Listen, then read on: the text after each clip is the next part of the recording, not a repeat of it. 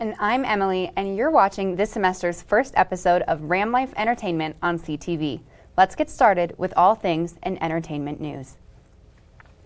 Machine Gun Kelly and Eminem aren't the only rappers with beef this week. Cardi B and Nicki Minaj got into a physical fight last week at a party for fashion magazine Harper's Bazaar. Cardi started the fight when she charged at Nicki Minaj and her security team, screaming multiple expletives and throwing her shoe at Minaj.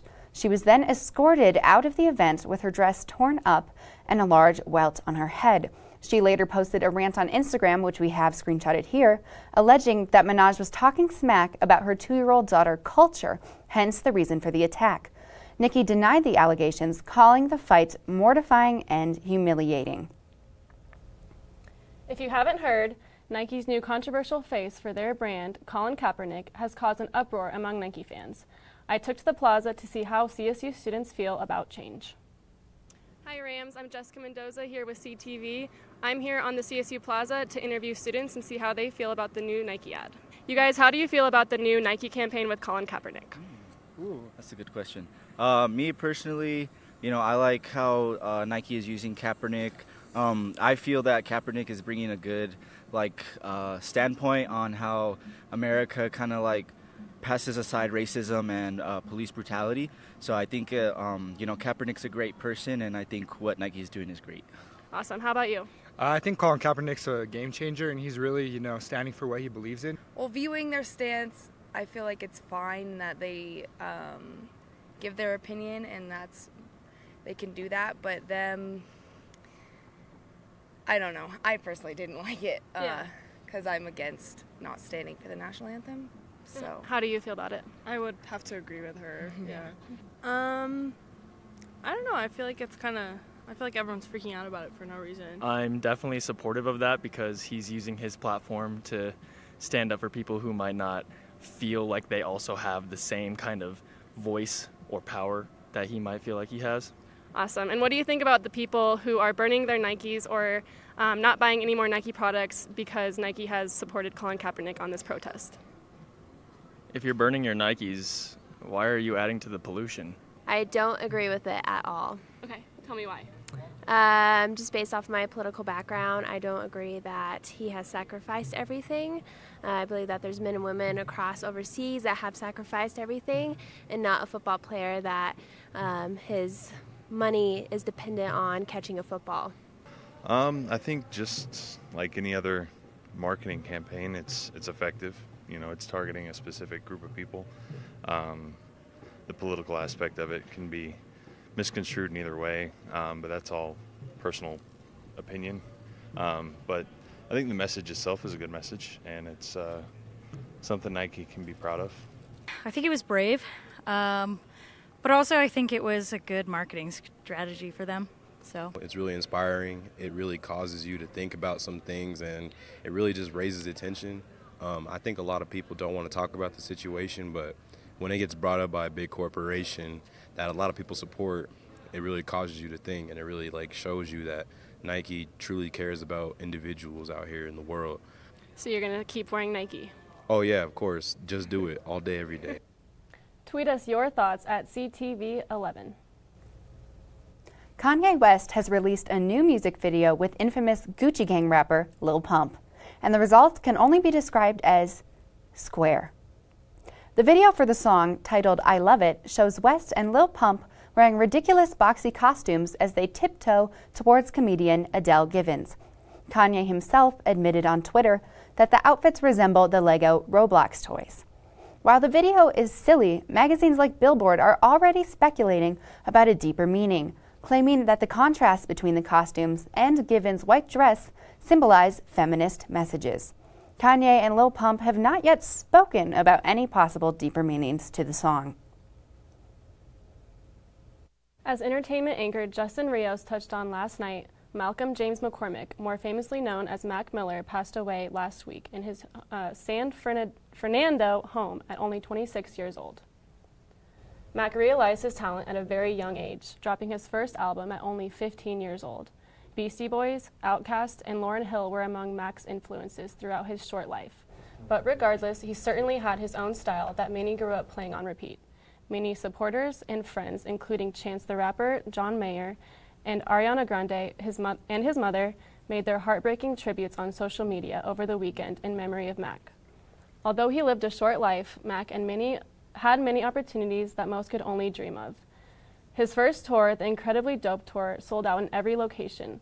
He created hits including songs like Kids, Donald Trump, Best Day Ever, and Loud that crawled up the Billboard Top 100 list. Despite the perfect lives that many artists and celebrities portray to their fans, Mac was shockingly honest with his large following. He openly admitted to using drugs since he was 10 years old, and with fame comes a lot of pressure and anxiety. This only escalated Mac's drug use. Mac's record company has held a vigil at Frick Park, otherwise known as Blue Slide Park, the name of his first release album. Mac was supposed to kick off a tour next month. All right, Rams, that's all we have for you right now. We'll be right back after a break.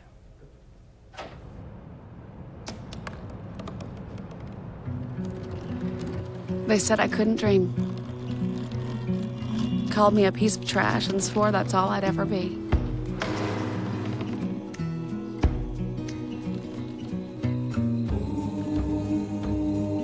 Said a bottle couldn't see the ocean.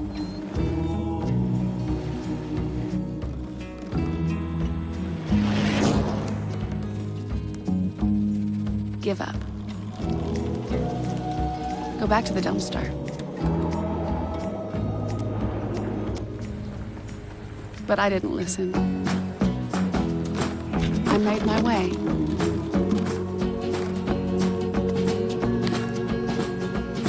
And now, I am what I've always wanted to be.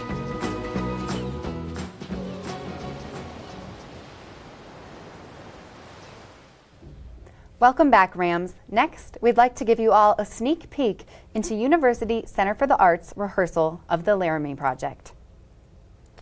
If you haven't heard, the Laramie Project is based on the true story of 20-year-old Matthew Shepard. Shepard, a gay man from Laramie, Wyoming, was kidnapped, tortured, and left to die while tied to a fence just 65 miles north of CSU. This October marks the 20th anniversary of Matthew's passing. One of the lead actors, Jake Kademi, discussed why this play is still relevant in today's world and how CSU actors prepare for opening night.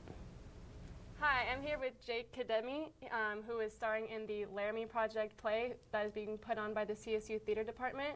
Jake, would you like to tell us a little bit about what this play is all about? Sure. So this play was written in the early 2000s, and it's a documentary format styled play that it's about the event that occurred in Laramie in 1998 with University of Wyoming student Matthew Shepard. Matthew was a gay student. He was openly gay, and there were two Laramie residents that kidnapped him, beat him up, and he died from the beating that occurred. And so this show takes place in Laramie, and it basically shows how the events affected Laramie before, during, and after, and his impact in Laramie and across the United States after the event. And so this year is the 20th anniversary of Matthew's passing, which makes the show significant just in when it took place, and also where Matthew passed away at Poudre Valley Hospital in Fort Collins, Colorado. So it's close to Fort Collins, it's close to the UCA, so yeah, it's a good way to celebrate the 20th anniversary and celebrate his life. That's awesome. That sounds like a really powerful kind of play that you guys are putting on. Absolutely. Do you feel a really strong connection, or do you feel like you have a lot of pressure on you to play these characters correctly, and how do you kind of pursue that? Yeah, it's hard. It's hard playing real people, some of which are still living, some of which are not. Some people have very similar values to me or other people in the cast, and some characters have very different values. And I portray Reverend Fred Phelps, who founded the Westboro Baptist Church, and I don't identify with a lot of the values that he preaches about and he protests about. But there is importance in playing people that maybe you don't identify with or you don't relate to or even like, but still playing them authentically and with a sense of realness, believing it's important to make sure that they are represented like they carried themselves so that the story can be told better. If there is bias portrayed with Fred Phelps or other characters that seem to have bigoted tendencies, the show doesn't translate as well. Matthew's story is not told as correctly and as it should be. So yeah, it's hard to play people that maybe I don't agree with their beliefs or their values, but I know that for the grand scheme of the show, it's important to play it authentically.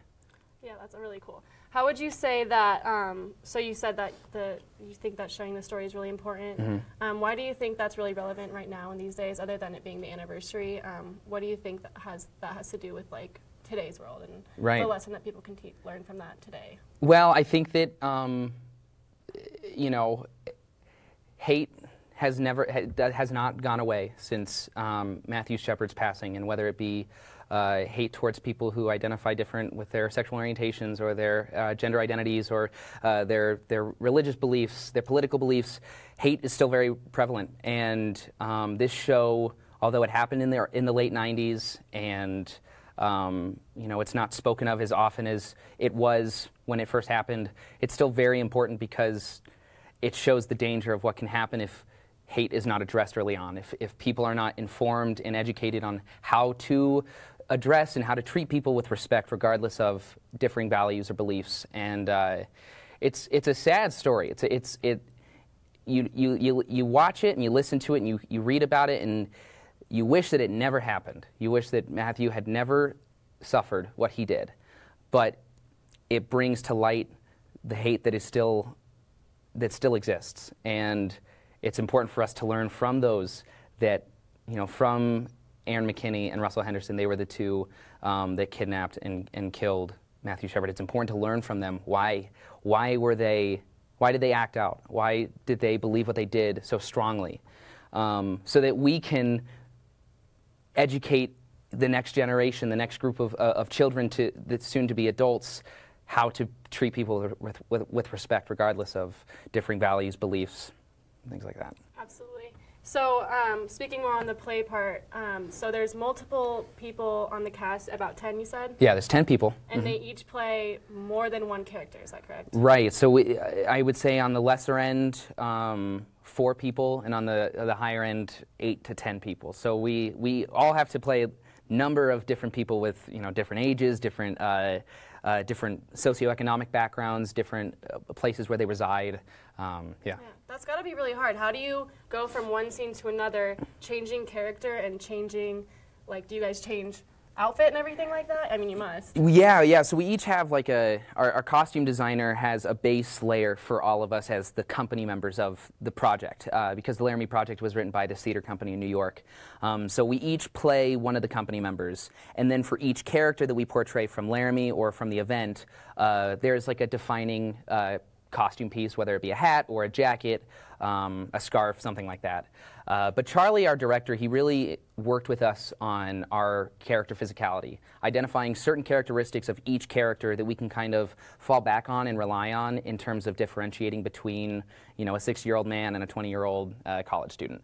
And in addition to that, we also worked with our voices, the way that we speak, whether it be our speech patterns, the pitch of our voices, the dialects that we use. So the hardest part is just going from, playing a 60-year-old man on stage to then running across the stage and coming back as one of the company members and then transforming on stage as to to a limousine driver. It's definitely it's difficult. It's a difficult task, and I see why, because it's a very well-produced collegiate play, and I see why, because there's a lot of challenges that it presents for the actors, and it helps actors explore with how can we communicate different forms of physicality beyond just how tall we stand and how loud our voices are, and yeah. Awesome, that sounds really great. I can't wait to see the show. It's opening September 28th. September 28th. At the UCA in the Thrust Theater. I recommend you guys all go check it out. Thank you, Jake, for being with us. And remember, it's free for all full-time students at CSU. There we go. So we hope to see you guys there. Thank you guys for tuning in. Cool, thank you.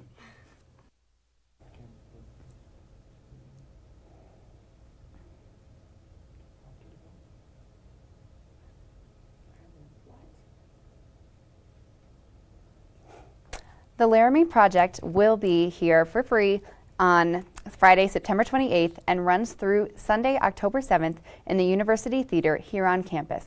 And tickets are free, remember, for CSU students. We'll be back with local downtown news right after the break. Listen, I realize that I'm not perfect, but it all really started to change because you judge me for having a problem. No one is going to know that I need help. I need help. I know that no one is going to judge me for having a problem. I realize that I'm not perfect, but it all really started to change because you listen. You are listening to 90.5 KCSU Fort Collins with DJ Meanbeat, DJ Nightshade, DJ Wildcard. Music to me is one of the best creative outlets that I can think of. An escape from the real world. Music to me is an expression of love. To go from like folk to hip hop to like classic rock, 1960s bossa nova. With music, there's like no boundaries. I work here because I love music, and you do too.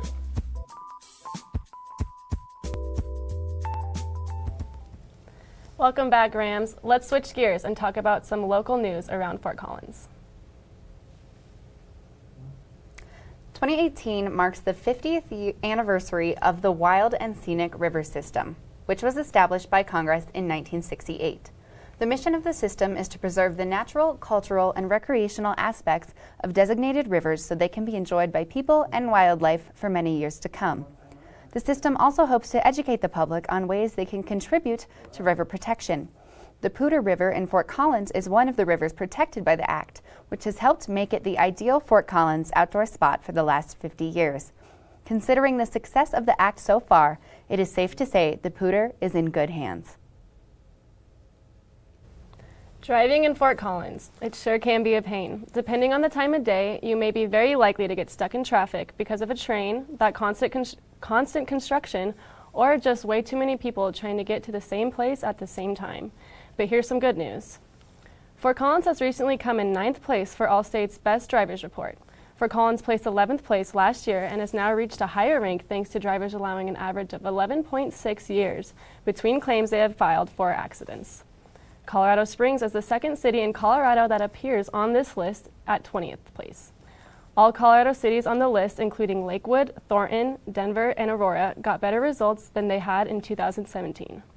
So, before you start to complain about your drive up College or across Harmony, just be thankful that you don't live in last place ranked Baltimore, where drivers have a very good chance of wrecking their car at least once every 3 years. Tour de Fat marks the end of summer each year in Fort Collins. With that being said, here is a recap of this year's annual tour through Fort Collins. Cold New Belgium beer, live music, crazy costumes, and a 3-hour bike parade have been drawing residents of Fort Collins and beyond to the Tour de Fat since it began in 2000. It's always fun just to participate with the community and being weird. It's just beautiful out, and it's fun to see everybody being kind of crazy and creative. The event cost around $15 to participate in, with some of the proceeds going to nonprofits. In total, Tour de Fat has raised $5 million over the years. But the elaborate costumes are what truly make the Tour de Fat special. I have been rocking Sharknado since the first movie came out, and I just keep adding to it because everybody likes it. So we're doing Mario Kart related. So she's Luigi, I'm Princess Peach, she's Daisy, and she's Mario. We're supposed to be wearing costumes? Oh, this is your, okay. Wait, what?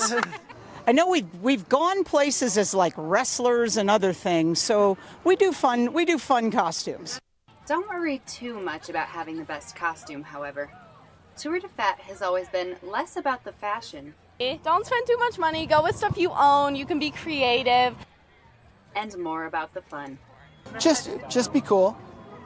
That's all. Happy Tour de Fat. This year has shown us some of the best costumes, and here we have some of the most original costumes.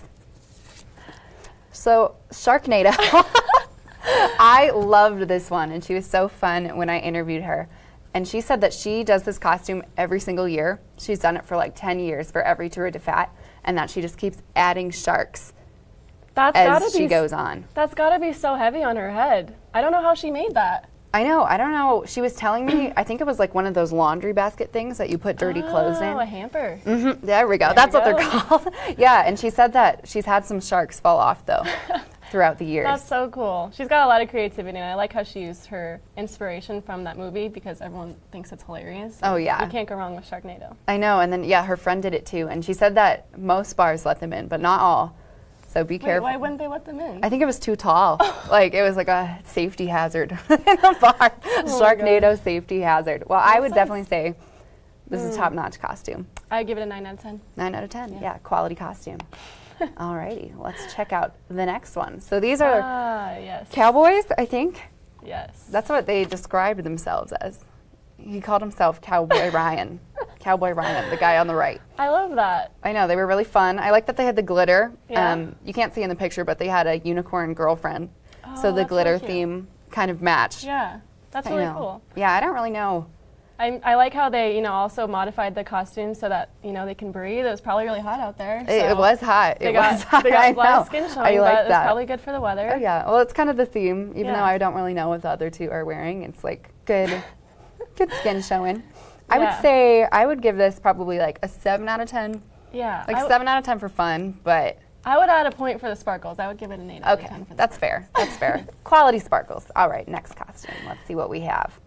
This guy is wearing a tank top with some rainbow flags, which is always good, Did he say what he was? No, well, he did tell me, but I have to be honest, I was not quite sure what it was, and he was a little reluctant to stay very long, so I didn't want to keep him. But he did have a tutu on. You can't see in the picture. Oh, okay. He's wearing a tutu.